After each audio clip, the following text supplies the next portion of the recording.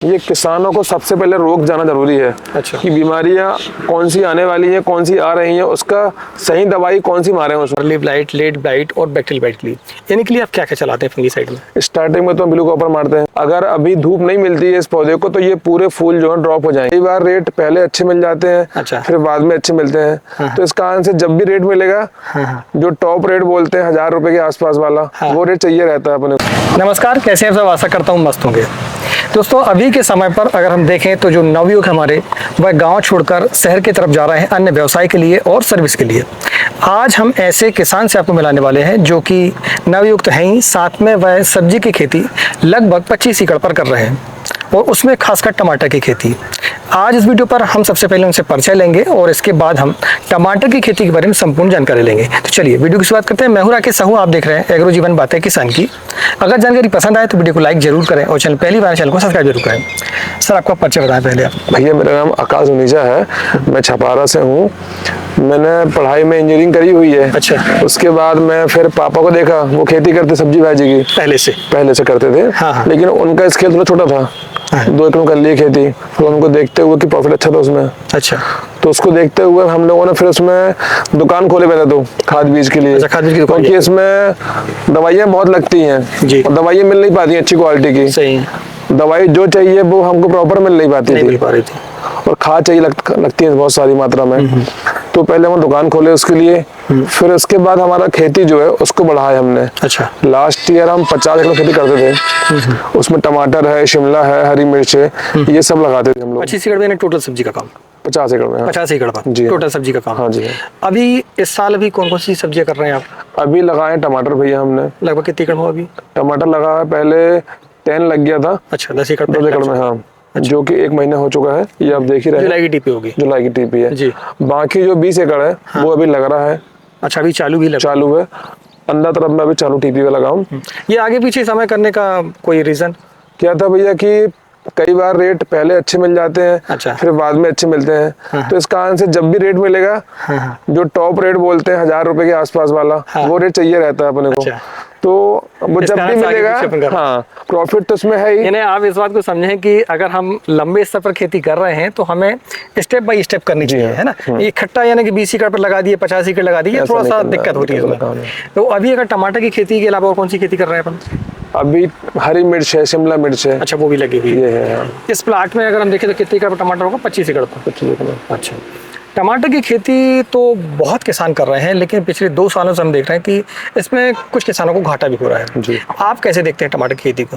टमाटर की खेती का रेट से इशू नहीं रहता है। इसका जो उत्पादन रहता है उसका सारा खेल रहता है। आपको जो प्रोडक्शन है वो लेना चाहिए, रेट के पीछे ना जाए अपन। रेट के पीछे नहीं जाना चाहिए।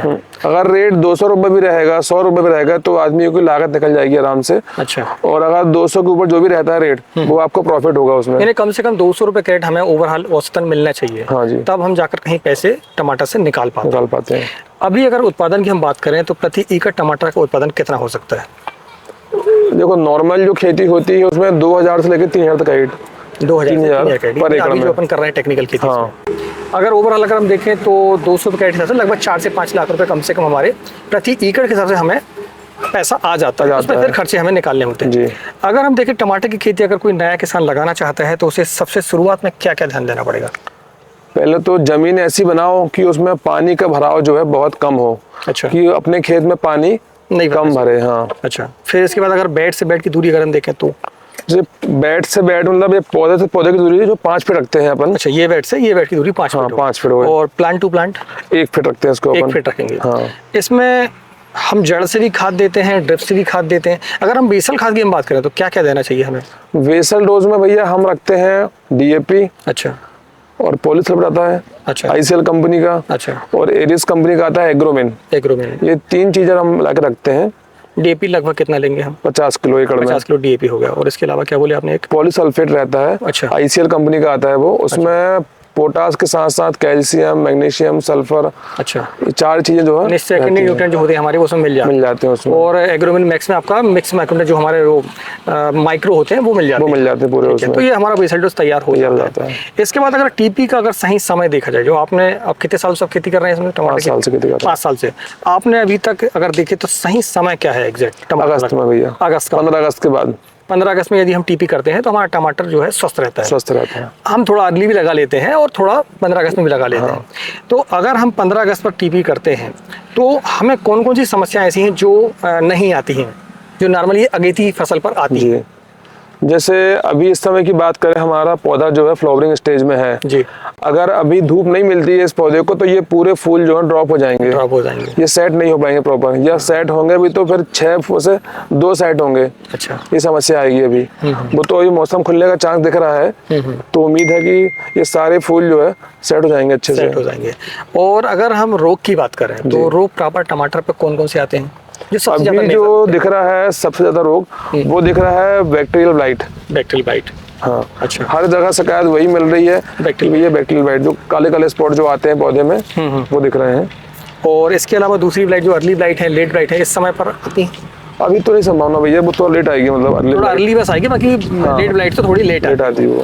अगर हम इंसेक्ट की बात है, ये तो फंगल डिजीज हो गई हमारी, अगर हम इंसेक्ट की बात करें तो टमाटर की खेती पर इंसेक्ट की सबसे बड़ी समस्या आती है तो कौन सी आती है, आप हमें बता दें। ये सबसे इसमें मेहनत है भैया लीफ माइनर। तो इसके लिए आप कौन कौन सा ट्रीटमेंट करते हैं? अगर इसमें नॉर्मल जो भी इंसेक्ट से आता है, जैसे कि जिसमें इल्ली मारते हैं अपन, अच्छा, इमामेक्टिन जो होता है, ठीक है, 5% वाला, वो उसको मार दें अपन, उससे भी वो मर जाता है। अच्छा, बस सर उसके टाइम से मार दो, अगर आप टाइम से नहीं मारेंगे जब ज्यादा हो जाएगा तो फिर वो दिक्कत करेगा, वो पूरे पौधे में फैल जाएगा फिर वो। इमामेक्टिन बेंजोएट आपने डाल दिया, और इसके बाद अगर हम देखें तो जैसे फंगीसाइड की हम बात कर रहे थे अभी, अर्ली ब्लाइट, लेट ब्लाइट और बैक्टीरियल ब्लाइट के लिए, इन्हीं के लिए आप क्या क्या चलाते हैं फंगीसाइड में? स्टार्टिंग में तो ब्लू कॉपर मारते हैं, ब्लू कॉपर जी।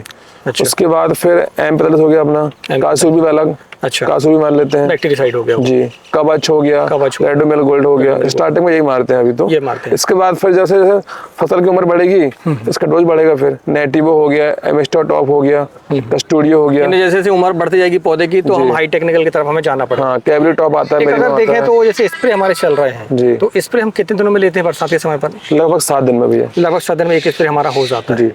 टमाटर की खेती पर अगर कोई किसान खेती करता है नया तो उसे कौन कौन सी सावधानी बरतनी पड़ती है, और अगर हम खेती करते हैं तो हमें नुकसान भी कौन कौन से आ सकते हैं इस पर? ये किसानों को सबसे पहले रोक जाना जरूरी है। अच्छा, कि बीमारियां कौन सी आने वाली हैं, कौन सी आ रही हैं, उसका सही दवाई कौन सी मारे उसमें अपन। अच्छा, और थोड़ा सा कम एस्टिमेट में, अगर रोग कम है तो दवाई जो सस्ती वाली होती है पहले वो मारे। अब आपको एक दिखी इल्ली इसमें और उसमें आप मार दी एक्सपोनस, अच्छा, तो उसका खर्च वैसे ही बढ़ गया। अच्छा, अब आप ये बोलोगे भैया कि हमारा खर्च तो बहुत ज्यादा है खेती करने में, हम लोग का जो एस्टिमेट आता है खाद और दवाई का पर एकड़ में लगाया था मैंने हिसाब भैया, लगभग पहुंचता है वो 60,000 रुपए के आसपास। अच्छा, 60,000 रुपए पर एकड़, फर्स्ट से लेके लास्ट तक, मार्च तक का, उसमें दवाई और खाद जी। इसके बाद लेबर खर्च तो बिल्कुल अलग रहता है जी। अभी आप खेती भी कर रहे हैं सब्जी की और साथ में दुकान भी है आपकी, कृषि एग्रीकल्चर संबंधी जितनी दवाइयाँ होती हैं आप वो बेचते हैं जी।